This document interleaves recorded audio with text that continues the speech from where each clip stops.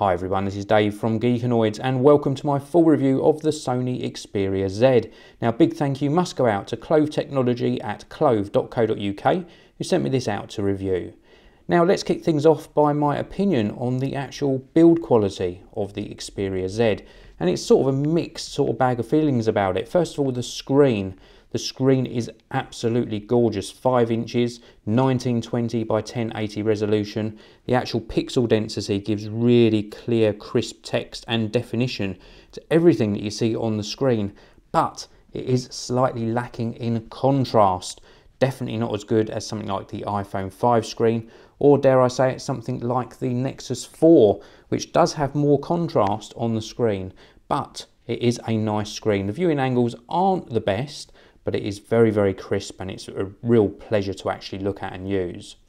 The glass on the front, very high quality as well. The speaker at the bottom here for outgoing calls and the earpiece at the top for incoming call quality, very, very good indeed. There is also a speaker just here, which is used for when you're watching back videos or listening to music through the external speaker. The speaker is okay, not the best, and it is placed rather awkwardly. If you are listening and holding the phone like this, it is very easy to mute the actual audio. And if you're watching a video back and holding the phone like this, you do have to avoid putting your finger over the speaker. So the placement of this speaker could have been better. The actual build quality around the edges, very, very nice indeed. I'm not a fan of the covers over all of the ports, but they're there for a purpose, and that's to give this phone its waterproof ability. It's just a bit of a bind having to peel back these covers, especially the charging port, which makes it very difficult to charge it on any sort of docking station. If you're going to dock it and charge it, you really do have to use the dedicated Sony Xperia Z docking station to use it without having to uncover this port and deal with the awkwardness of really revealing the ports all the way around. The same goes for the micro SD card and even the earphone socket on the top, a little bit fiddly. The back of the phone, and this is where I wasn't that impressed with the build quality. It just, even though it's not plastic, it feels plasticky. I'm pretty sure this is a glass covering here. It just feels a little bit cheap and thin. Not overly impressed with the actual back of the device. The actual controls here are absolutely lovely though. Really do love this pronounced sort of sleep wake button and the volume rocker. They've done a brilliant job on this. And whilst I was around looking at the back, you'd have caught a glimpse at the 13 megapixel camera. This 13 megapixel camera is brilliant, absolutely fantastic. Now, I say absolutely fantastic, it is fantastic for photos. Not as impressed for videos. You will have seen my HD video sample of the Xperia Z, and it is acceptable, but I was expecting more from the video quality. But the actual photo quality, if I just show you some of the photos I've been taking, really good amount of detail, nice clarity, and also accurate colours as well. So I've been really pleased with this as an actual sort of compact camera replacement. I would say you would easily get away with it. I mean, look at this one. This is in poorly lit conditions. Yes, there is a tiny bit of grain there, but it's retained all of the detail in this photo. It is really, really good. And I'll just move on to show you a couple of others. Just fantastic tonal quality to this one as well. It's captured the orange on my shells really accurately. So as a camera, very good. For video work, not quite as impressed. And then I've been using it obviously for media consumption. So we've got things like YouTube. So let's have a look at the YouTube application. Let's just scroll down. Let's have a look at one of my most recent videos, which was my update video. And we'll set this playing. We do have to, unfortunately, watch the advert. But while that's playing, I'll just let you know that the actual video quality when you're playing back, really pleasing, especially on a screen of this size. And the 1920 by 1080 resolution, absolutely fantastic as well. And that speaker, even though the placement isn't ideal, it is a good speaker. So let's have a listen to the actual audio quality and look at the video quality. Hi everyone, this is Dave from Geekanoids, and this is a very exciting video for me to share with you today, because I've not got one or two or three, I've got 4 big announcements in this very video. The first one is new Geekanoids Studio, and that's all thanks to you for watching and commenting and liking and giving me feedback on the videos.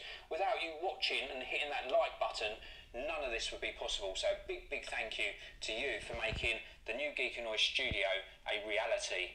Now, So there you go, the video quality very good. You could see the side-on viewing angles on this axis are all right. It's just the top to bottom angles when you're in this landscape orientation that aren't as good.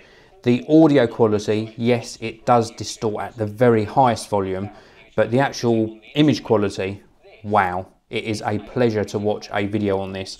I would even go so far as to say I could easily watch a full-length video on this. I could watch a movie for an hour, hour and a half, 2 hours on this.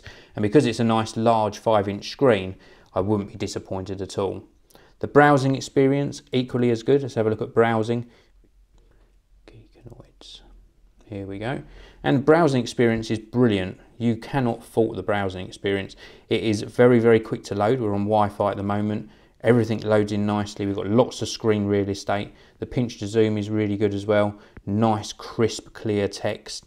And because of the resolution of the screen and the pixel density, it's one of the best browsing experiences I've had on a mobile phone. Far exceeds my experience of using the iPhone 5. This betters it every single time. Equally as well, I should just go back to when we were watching the video, the media consumption experience on this is better than the iPhone 5 as well. Now, battery life. We have got a fairly decent battery in here. I think it's 2300 milliamp hour battery, but it's powering a quad-core processor and also a very large screen. And I've got mixed feelings about the battery life. If you don't use the stamina mode, which Sony have given you an option to on the Xperia Z, then you will struggle on medium to heavy use to get through a full day. You have to be quite careful in the way that you use it, and you have to put that stamina mode on to really extend the standby time of the mobile phone. If you use stamina mode, which sort of does things like switching off Wi-Fi, switching off certain apps, looking for internet connection, it does lots of things like that to extend the battery life. If you use that, then you can extend it to a couple of days, but it might spoil your experience of the Xperia Z. So I would say, if you're going to get an Xperia Z, buy the docking station as well. When you're at home or in your office, dock it so that it recharges the battery, and then you won't have to worry about the battery life. This 53% is me using it. I'm about halfway through the day, and this is me using it medium use, and it's used half the battery already. And we're not even halfway through the day. We're at 10:09 AM, so about 3 to 4 hours into the day for me. Would I buy an Xperia Z? Well, if you're looking for a large screen, Google Android, latest version of Jelly Bean running on here, really nice screen, really superb camera, and overall a very, very nice experience, then yes, I would recommend the Xperia Z. If you're not too keen on the waterproofing, the ports being covered, also a non-user replaceable battery, maybe looking for a little bit better video quality, then maybe look elsewhere. But this is certainly Sony's flagship device, and they really have delivered on the quality front. I really do like it. If I had to choose between this and an iPhone 5, it would be a very hard choice indeed. So thanks very much for watching my review. If you've enjoyed it, please do give this video a thumbs up. Please do check the links below. And as always, I'll see you in the next video.